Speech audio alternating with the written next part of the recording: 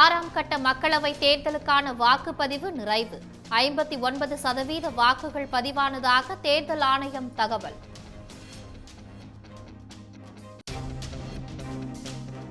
ஐந்து கட்ட தேர்தல்களில் பதிவான வாக்குகளின் முழு விவரத்தை முதன்முறையாக வெளியிட்டது தேர்தல் ஆணையம். எதிர்க்கட்சிகளின் தொடர் விமர்சனங்களுக்கு பணிந்தது.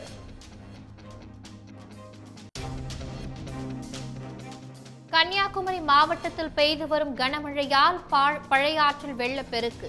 குழித்துறை அருகே தரைப்பாலம் மூழ்கியதால் போக்குவரத்து துண்டிப்பு.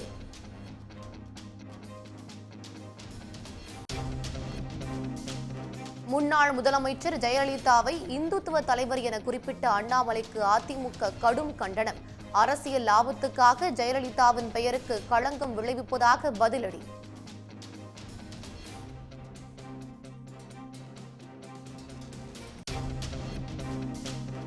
பதினாறு நாட்களுக்குள் பட்டா மாறுதல் சான்றிதழ் கிடைக்க சிறப்பு நடவடிக்கை. ஒவ்வொரு தாலுகாவுக்கும் சிறப்பு அலுவலரை நியமிக்க வலியுறுத்தி ஆட்சியர்களுக்கு வருவாய் நிர்வாக ஆணையர் கடிதம்.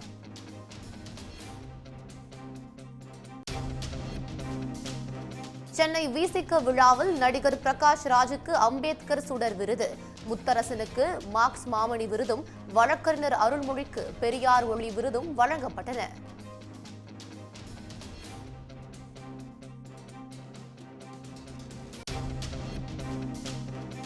வார விடுமுறை என்பதால் திருப்பதியில் குவிந்த பக்தர்கள். 30 மணி நேரம் வரை காத்திருந்து பக்தர்கள் சாமி தரிசனம்.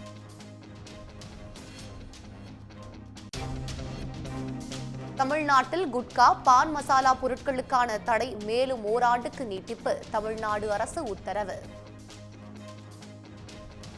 உடனுக்குடன் செய்திகளை தெரிந்து கொள்ள சன் நியூஸ் பெல் ஐகானை கிளிக் பண்ணுங்க.